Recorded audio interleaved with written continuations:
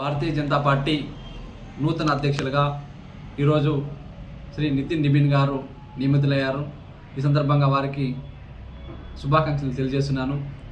ప్రపంచంలోనే ఒక పెద్ద రాజకీయ పార్టీ భారతీయ జనతా పార్టీ, కోట్లాది మంది మెంబర్షిప్ కలిగిన పార్టీ, దాదాపు అదేవిధంగా ప్రపంచంలోనే అతి పెద్దదైన పార్టీకి ప్రపంచంలోనే అతి చిన్న వయసులోనే జాతీయ అధ్యక్షులుగా కేవలం 45 సంవత్సరాలకే ఈరోజు భారతీయ జనతా పార్టీ అధ్యక్షులుగా ఈరోజు నితిన్ నిబిన్ గారు ఎన్నిక కావడం ఈ దేశంలో ఉన్నటువంటి యువకులకు అందరికీ కూడా ఇది ఒక శుభ పరిణామం.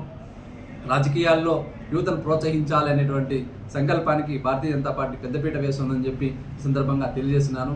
ఎందుకంటే అనేక మంది పోటీ పడుతున్నప్పటికీ, అనేక మంది ఈ దేశంలో మేధావులు ఉన్నప్పటికీ 45 సంవత్సరాల యువకునికి ఇక దేశాధ్యక్ష పదవి ఇచ్చారంటే భారతీయ జనతా పార్టీ రాబోయే రోజుల్లో ఈ దేశాన్ని ప్రపంచంలో ఒక అగ్రగామి దేశంగా నిలబెట్టాలి, దీనికి యువకులే సరైన సారథ్యం వహిస్తారని చెప్పి ఈరోజు నితిన్ నిబిన్ గారు నియమించడం జరిగింది. నితిన్ నిబిన్ గారి నాయకత్వంలో భారతీయ జనతా పార్టీ గ్రామాన ఈరోజు భారతీయ జనతా పార్టీ జెండా ఎగరాలని కోరుకుంటున్నాం. ఈ సందర్భంగా ఈ దేశంలో ఉన్నటువంటి యువకులకు ఒకటే పిలుపునిస్తున్నాం. ఎందుకంటే అనేక రాజకీయ పార్టీలు ఈరోజు ప్రపంచం చూశాయి, కాంగ్రెస్ ప్రభుత్వాన్ని చూశాయి, కమ్యూనిస్ట్ ప్రభుత్వాలు చూశాయి, అదేవిధంగా అనేక ప్రాంతీయ పార్టీలు కూడా చూశాయి. కానీ ఈరోజు భారతీయ జనతా పార్టీ వైపు యువకులందరూ కూడా చూస్తున్నారు.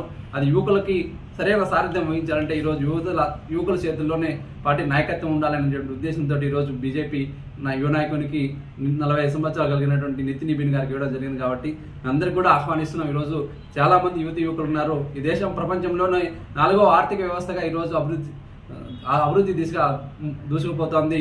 ఇలాంటి సందర్భంలో ఈ దేశంలో ఉన్నటువంటి అనేక మంది మేధావులు కావచ్చు, యువకులు కావచ్చు, వీళ్ళందరూ కూడా బీజేపీలో చేరి గ్రామానికి కూడా పార్టీ తీసుకెళ్ళడానికి కృషి చేయాలి. సబ్కా సాత్, సబ్కా విశ్వాస్, సబ్కా ప్రయాస్ అనేటువంటి యొక్క ప్రయత్నంలో మీరందరూ కూడా భాగస్వామ్యం కావాలా.